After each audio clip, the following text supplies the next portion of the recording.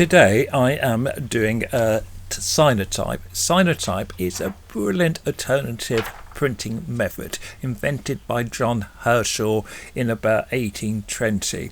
So it was actually invented before silver photography, and you will need some form of cyanotype kit, or you could actually make up the chemicals. There are all sorts of recipes online.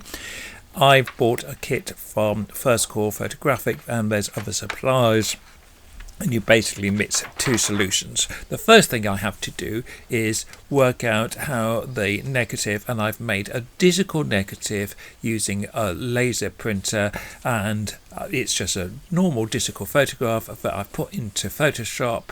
I've reversed it and made a negative. Now what I now need to do is, as you can see, is apply my solution. I can either do one coat or go over it again and make two coats. The thing about two coats is two coats will be a deeper blue, because this is going to produce a deep blue, or a blue print, and it's going to be exposed to the sun. So here I am putting down my cyanotype solution.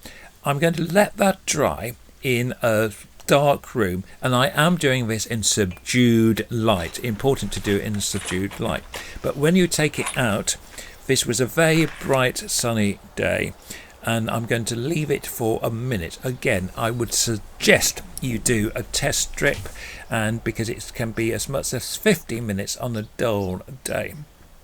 Now there's a bit of a mistake in this video, that I started with one negative and then printed another. I actually in fact printed both. So this is a photograph of Rest Bay near Bridport, and after a minute I'm taking it indoors, again subdued light. Now the developing is very straightforward because it's just in normal water, and it's about 4 minutes.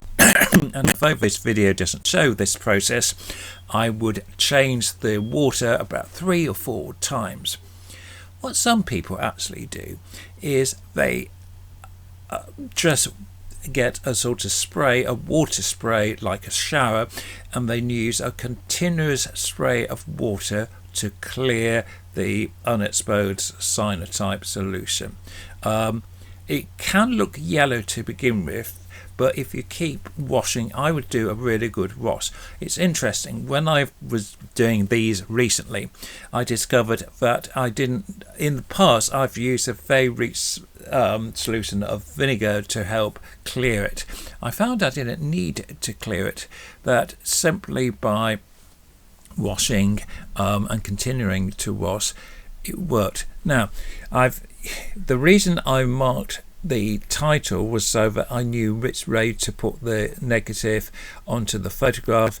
If you're using pencil, you see, you can mark in pencil beforehand and it will not wash off, which is quite useful. This process has so many different things you can do with it. Now the final print, this was the first one I printed, which was of the Coin Exchange Dorchester, and I was pleased with how this turned out. This is absolutely fine, and I quite like the rough edges.